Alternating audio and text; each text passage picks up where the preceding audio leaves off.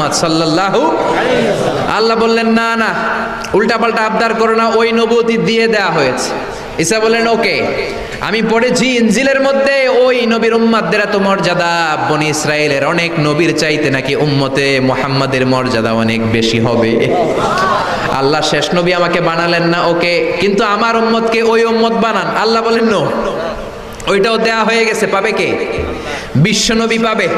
বিশ্বনবীর উম্মত আমরা হলাম উম্মতে মুহাম্মাদি। আমাদের মধ্য থেকে যারা আলেম হবে, হক্কানি আবেদ হবে, আল্লাহর ওলি হবে, বনি ইসরায়েলের অনেক নবীদের চাইতেও তাদের মর্যাদা বেশি হয়ে যাবে। সুবহানাল্লাহ। এবার উনি চোখের পানি ছেড়ে দিলেন। আল্লাহ দোয়া করলাম আমার শেষ নবী বানান, বানালেন না। দোয়া করলাম আখিরি উম্মত আমারে দেন, আমারে দিলেন না। এবার আমি দোয়া করি, এই দোয়া কিন্তু ফেলতে পারবেন না।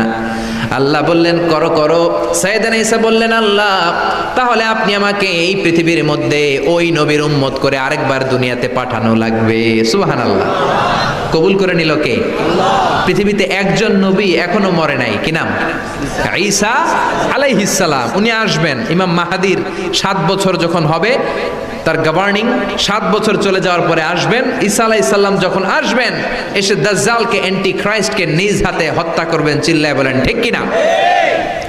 এটা ছিল ঈসা নবীর দোয়া। এবার বিশ্বনবী কোন দোয়া করেছেন জানার দরকার আছে না নাই? বিশ্বনবী বলেন লিকুল্লি নবীন দাওয়াতুন মুস্তাজাবা। প্রত্যেক নবীর জন্য একটা করে দাওয়া মুস্তাজাবা আছে। আলেম যারা আছেন তারা বুঝবেন, দাওয়া মুস্তাজাবা মানে এমন দোয়া যেটা কবুল হয়ে যায়। দোয়া করলেই কবুল হয়ে যায়। কথা বলেন, দোয়া করলেই কবুল। এরকম দোয়া রব্বুল আলামিন সব নবীকে একটা একটা করে দিয়েছেন। ওই দোয়াটা করলেই সেকেন্ডের মধ্যেই কবুল করে দেয় কে? আল্লাহ। সব নবী ওই দোয়া দুনিয়াতেই করে ফেলেছে। বিশ্বনবী বললেন লিকুল্লি নবীন দাওয়া মুস্তাজাবা। সব নবীর জন্য একটা স্পেশাল দোয়া আছে, দাও বিহা, যেই দোয়াটা নবীরা দুনিয়াতেই করে ফেলেছে। ওয়া ইন্নী আখতাবিউ দাওয়াতি শাফাআতান লি উম্মতি ইয়াউমাল কিয়ামাহ। আল্লাহু আকবার। আর আমি আমার দাওয়া মুস্তাজাবা স্পেশাল দোয়াটা এখনো করি নাই। আমার দোয়াটা এখনো আমি জমিয়ে রেখেছি। কিয়ামতের কঠিন ময়দানে আমার উম্মত যখন বিপদে পড়ে যাবে, আমার উম্মতের জান্নাতে যাওয়ার ব্যাপারে ঝামেলা লেগে যাবে, আল্লাহর অনুমতি ক্রমে শাফাত করে করে আমি আমার উম্মতদেরকে জান্নাতে ঢুকিয়ে দেব। তখন আমি ওই দোয়াটা করব। বিশ্বনবী সেজদায় পড়ে থাকবেন কিয়ামতের ময়দানে। সব নবীরাও বলবে ইয়া নাফসি ইয়া নাফসি। কেউ যখন আল্লাহর কাছে যেতে পারবে না, সবাই মিলে বিশ্বনবীর কাছে যাওয়ার পরে বিশ্বনবী তখনও মাথা তুলবেন না। বিশ্বনবী কপাল ঠুকে কেঁদে কেঁদে বলবেন রব্বি হাবলি উম্মতি। ও আল্লাহ আমার উম্মতকে আপনি মাফ করে দেন। সুবহানাল্লাহ। আল্লাহ বলবেন নবী ইরফা রাসাক, মাথা উঠান, সাল তুতা, আজকে যা চাইবেন তাই দিব, ইশফা তুশাফা, যারাই শাফাত করবেন আমার অনুমতি ক্রমে কবুল করে নিব। সুবহানাল্লাহ। বিশ্বনবী চাইলে ওই দোয়াটা দুনিয়াতেই করতে পারতেন অন্য নবীদের মতো, ঠিক কিনা? অন্য নবীরা যেমনি নিজেদের প্রয়োজনে ওই দোয়াটা দুনিয়াতেই করেছে, আমার নবীকে ওই রকম করেছে নাকি? তার মানে আমার নবীর আমাদের জন্য মায়া বেশি না কম?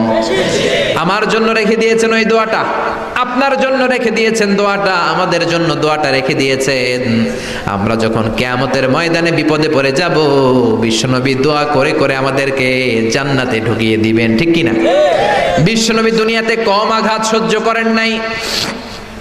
যেই লোকটার বাইরের চামড়া থেকে রগ দেখা যেত, রগের ভেতর দিয়ে যে রক্তগুলো দৌড়াদৌড়ি করে সেটাও দেখা যেত। সুবহানাল্লাহ।